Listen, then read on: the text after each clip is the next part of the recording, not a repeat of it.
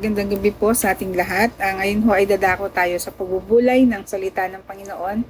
So, tayo po muna yumuko, tayo po yung manalangin. Lord, salamat po sa pagkakataon na pinagkaloob mo sa amin at sa aming pagbubulay-bulay.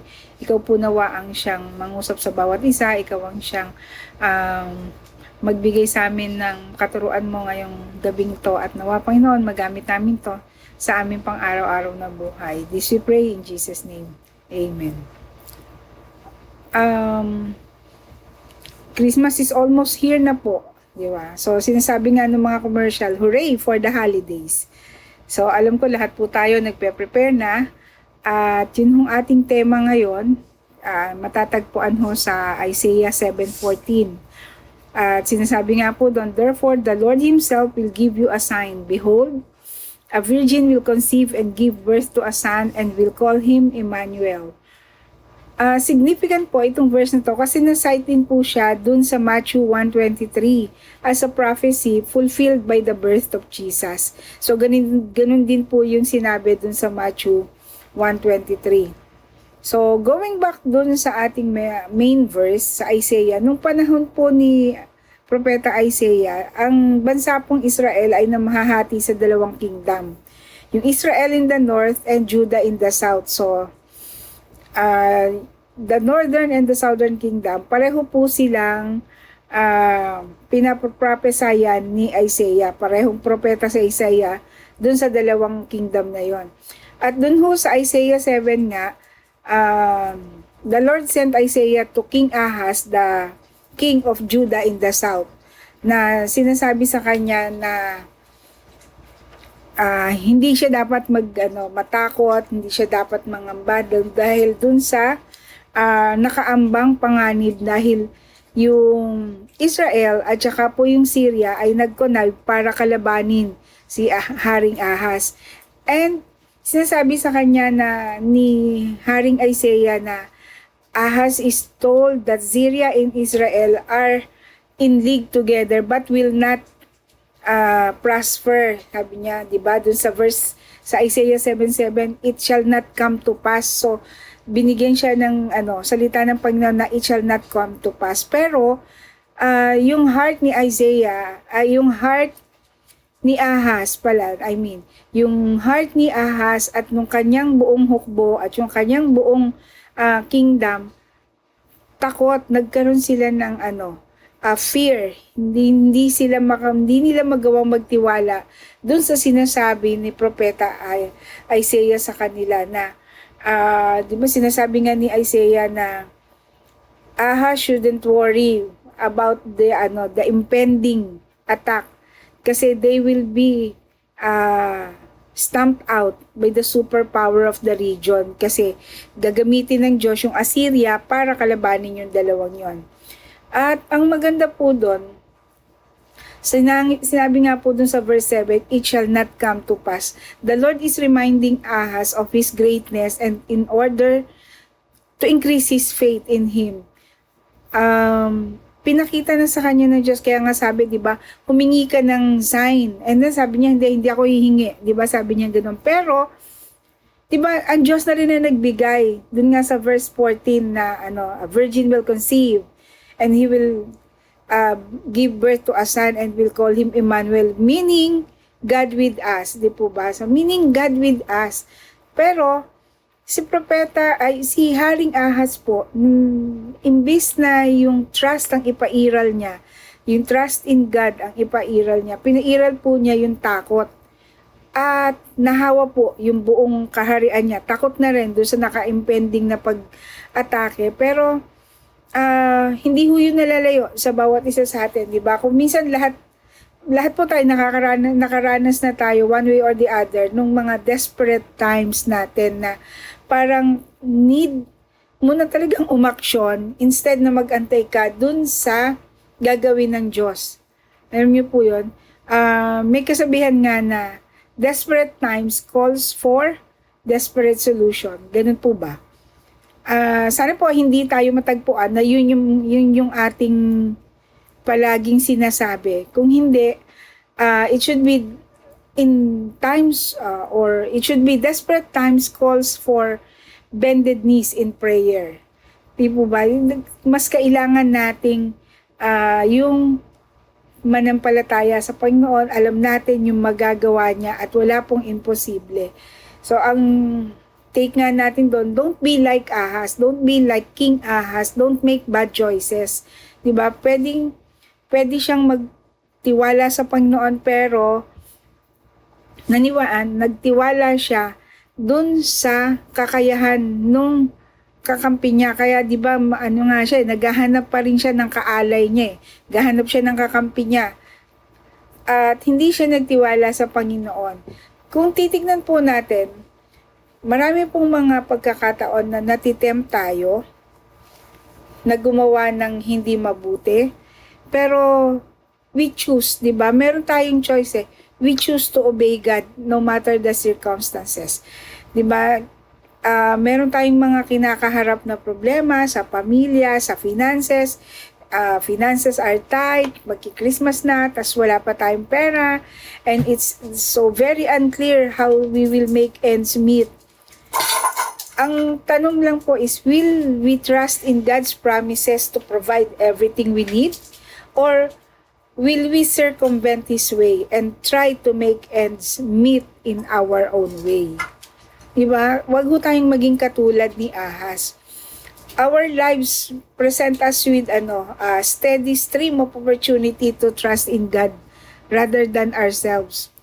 Every day po, pwede tayong mag-decision whether we'll walk by faith or by the fear of the unknown. Saan nyo mas gusto, yung bang lagi kayong nininervyos o ang Lord ang bahala? Alam nyo po yun. Diba? So, dapat yung our daily decision reveals who really rules our lives, di ba? Hindi po tayo iniiwanan ng Panginoon. To know that God is with you is the greatest blessing there is. Tandaan po natin yan, God with us, di ba? Yun ho yung Emmanuel eh. Kaya nga po, di ba, si Haring David, nasabi niya dun sa Psalms 23, "Yet though I walk through the valley of the shadow of death, I will fear no evil, for thou art with me." Diba? We can face anything kasi God is with us. God is our Emmanuel.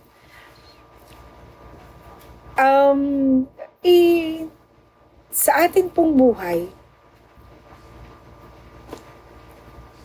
will we trust God? Will we trust in the promises of God or not?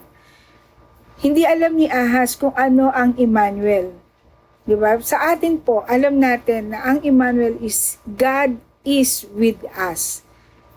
So, isa-isahin po natin. So, yung number 1 nga po na natin is Emmanuel, God is with us as a world. Di po ba? Una, as a world.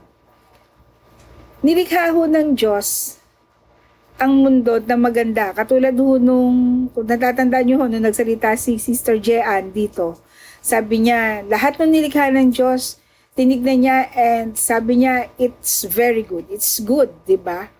So, pero, nakita natin na yung kasamaan ng tao, yun yung nagpapangit, di ba? Yung, nakita niya yung dun nga po sa Genesis 6:5 sabi, "Then the Lord saw that the wickedness of man was great on the earth, and that every intent and thoughts of his heart was only evil continually." So ano ho ang ginawa ng Diyos? Kasi di ba nakita niya masama yung mga tao nung panahon ni Nimrod. Diba gumawa sila ng tore na aabot sa langit. Pero ang before pa nila nagawa yun, di ba, as a result, God judged the world nung panahon na yon, di ba? And dinestroy niya yon. Sinira ng Panginoon yung mundo na yon through the flood. Pero, di ba nakita natin, at the end nung yun, yung pagka, ng flood, tapos ng flood, He makes a rainbow. Di ba? At ang sabi niya, pag nakikita yung rainbow, it's a promise na hindi na niya ulit gugunawin ang mundo through flood. But since then, simula nun, natigil na po ba yung kasamaan sa puso ng tao? Hindi eh. Diba? Nandun pa rin po yung masama na palaging iniisip ng tao. Pero, tandaan po natin, pag sinabi natin God is with us, God came down to earth personally sa pamamagitan ng Panginoon para iligtas tayo. He is God with us. So sabi nga, di ba, dun sa John 3:17, sabing ganon, God sent not His Son into the world to condemn the world, but the world might be saved through Him. God wants to save mankind. He has a plan for mankind. He is with us, and He has a plan to save us. If we study the passage in Isaiah in this quote, yung dalawang hari na nagkutsabahan para kalabanin si Ahaz, hindi sila nagtagumpay. Kaya nga, sabi ng Diyos kay Ahaz, I have a plan, and there would be a virgin who will have a child, and will be called Emmanuel, meaning God with us. Sabi niya, God has a bigger plan. At yun ho yung sinasabi nga na twofold yung prophecy na to The time ni Isaiah and then the time ni Jesus. Pero hindi na ho tayo doon magdidwell. Ang alam natin, isa lang po ang alam natin, ngayon kahit po hanggang ngayon, nagsisave pa rin po ang Panginoon. We have heard or we have read a lot of articles, a lot of news about wars, turmoils in any areas of the world, di ba? Madalas naririnig natin si President Trump, si Vladimir Putin, si Zelensky, di ba? Even Israel, Jerusalem, Palestine, and maski yung China, paragi natin naririnig na nagkakagulo na ba, magigunaw na ba ang mundo. Pero, dito ho sa passage na to, kailangan po natin na mag-start na ba ito ng war? Pero hindi, di ba? Kailangan isipin natin, this world is in uncontrolled turmoil. Kahit po ganon, na uncontrolled po yung magiging pasama ng pasama ang magiging ayos ng mundo, still God is with us. Just like in the days of Ahaz, God has a plan for this world and He is working it out. Hindi ho napipigilan ng Diyos na magligtas ng mga tao. Hanggang ngayon, 'di ba? Kung if we only trust Him and to look at Him, makikita natin, hahanap natin ng Panginoon, 'di ba? Yun ho yung sinasabi na God is with us as a world, na talagang God has a plan for this world na manumbalik sa Kanya.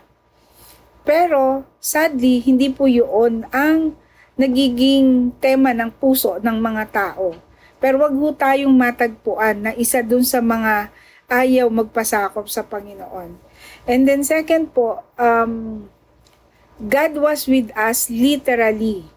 Nung the time na pinanganak po ang ating Panginoon, God was with us when Jesus came to earth. Hindi lang po siya isang baby or kahit na sinong baby born that day in Bethlehem.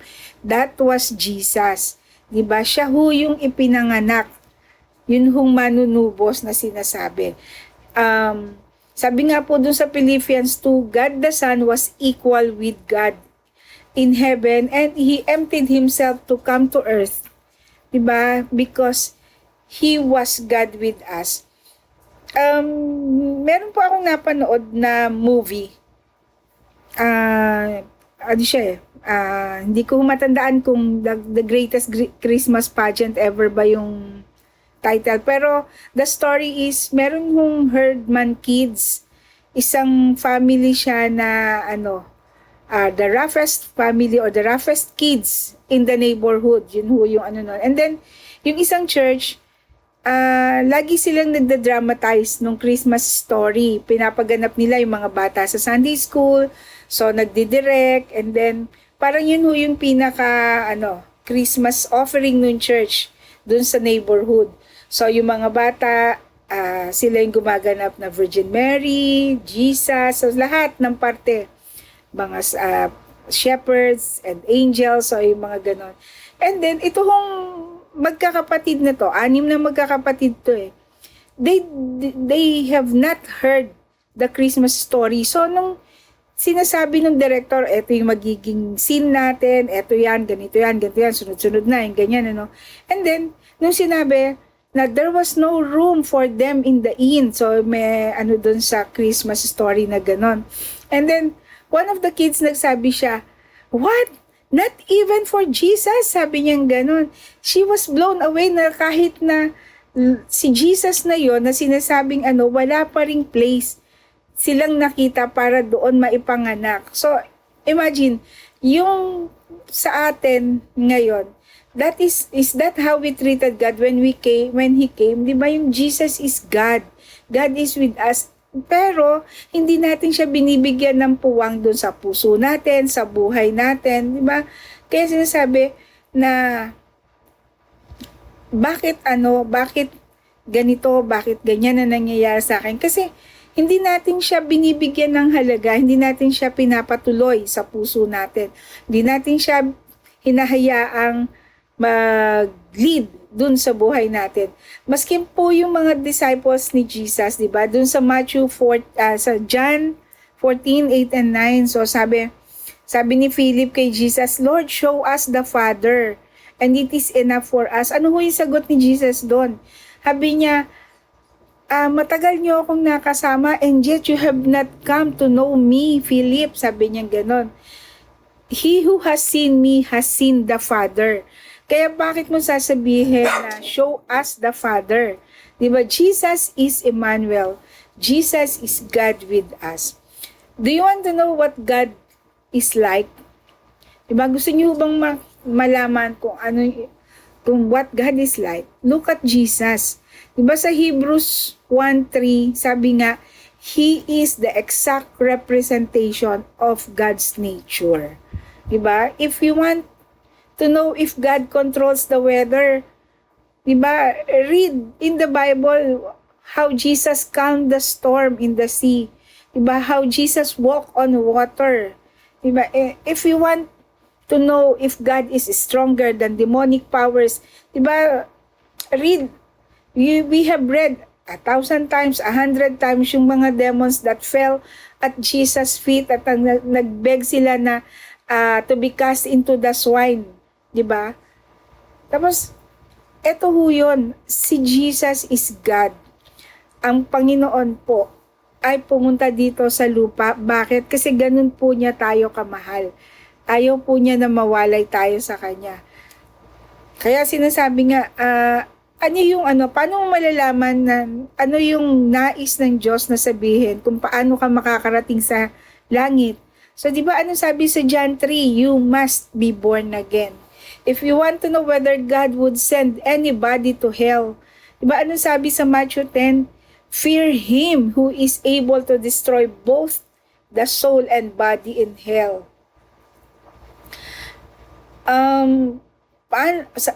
May isa pa nga akong question what does God think about the holiness of His church? Diba? Tignan po natin kung ano yung ginawa ng ating Panginoong Jesus doon sa templo nung nakita niya na ginawang thieves or ginawang tindahan, ginawang thieves of robbers yung kanyang temple. Diba?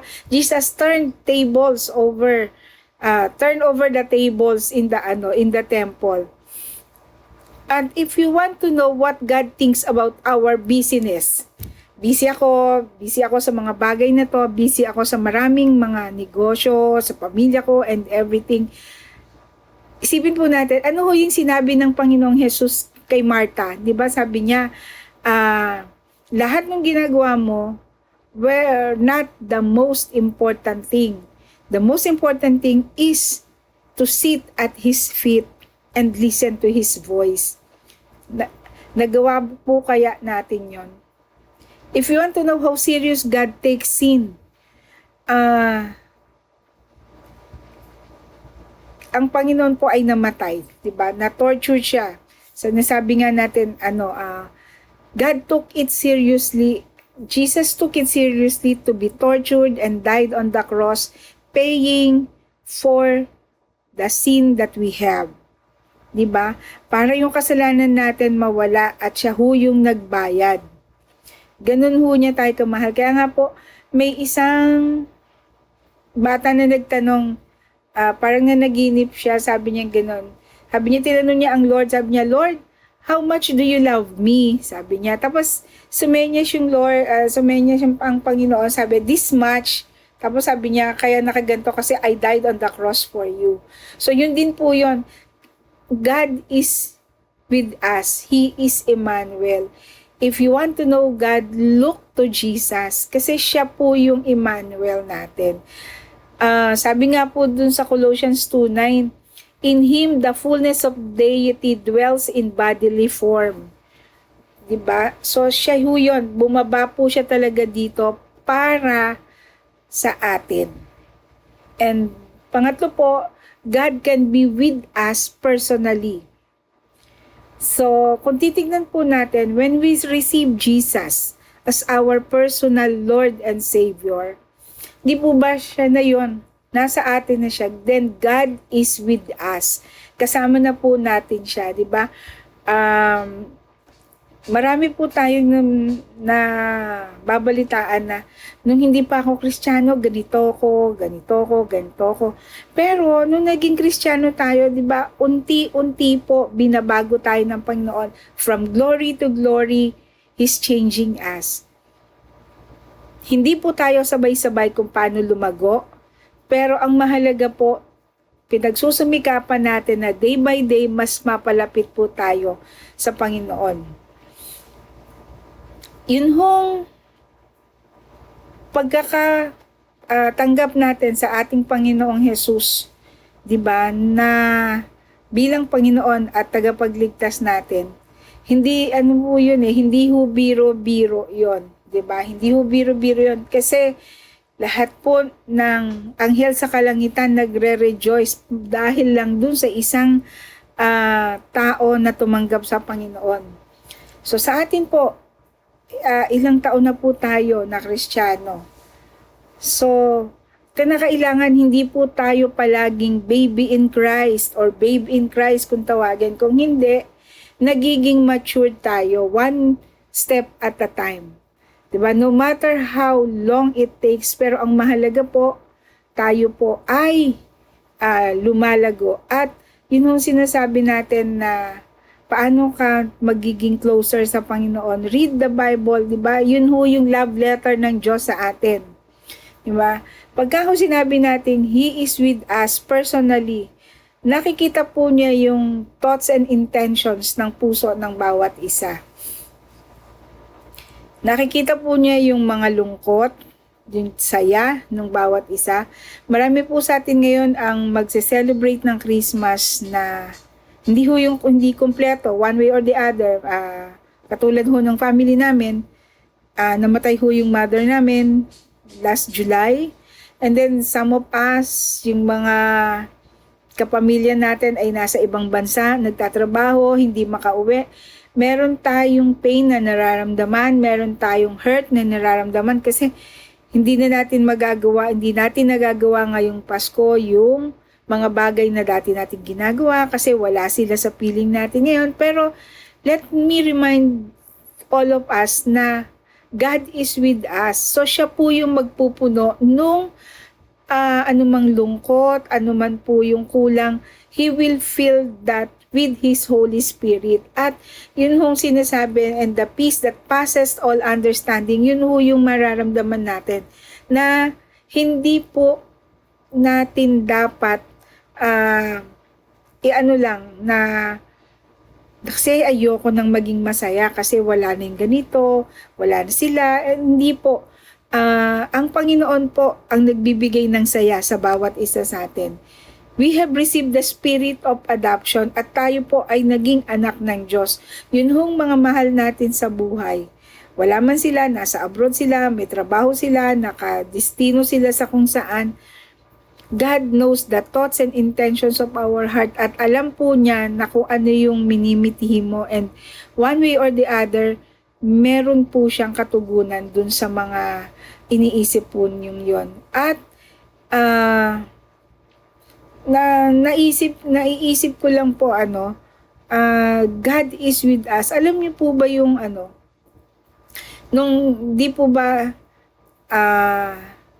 hindi tayo magiging katulad dapat ni Ahaz dun sa Isaiah 7 na sabi nga, you don't need to tremble like the trees in the wind because of difficult situations you face. Hindi po tayo dapat matakot katulad ni Ahaz kasi God is with us. God is with you wherever you go. Diba? Sabi nga natin, God is only a prayer away. Sa atin pong buhay ngayon, nasaan na po tayo? Diba? God is right here with you every day of your life. If you are truly saved, yun ho yung malaking implication sa atin nung God is with us. Hindi po tayo pinapabayaan. Dumaan man tayo sa mga pagsubok, hindi ho tayo pinapastay. Daan lang po talaga. Hindi ho sinabing magstay doon. Pero yun ho yung masarap eh. Dumadaan man tayo doon, kasama po natin ang Panginoon. Hindi po tayo nag-iisa. At sinasabi nga yung everyday with Jesus. Diba may kanta ho eh, everyday with Jesus is sweeter than the day before. So ngayong Pasko po, ngayong season na to, let us dwell on the fact that God is with us. Marami pong nag-a-assume na nasa kanila ang Panginoon.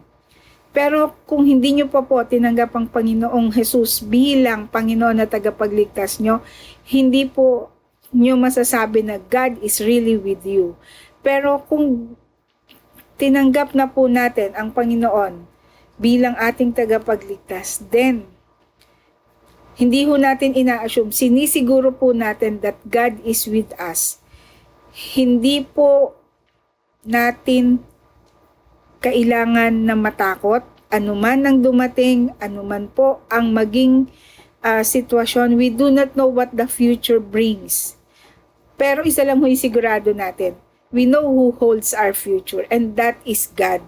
And that is Jesus, our Emmanuel, God with us. So, sa ngayong Pasko, nawa makita po natin kung gaano po tayo kamahal ng Panginoon, kung ano po yung pinagkaloob niya, and the best gift there is the salvation that God wants us to have. So, mula po sa aming pamilya, at para sa inyo, maligayang Pasko po at manigong bagong taon sa lahat. Salamat po.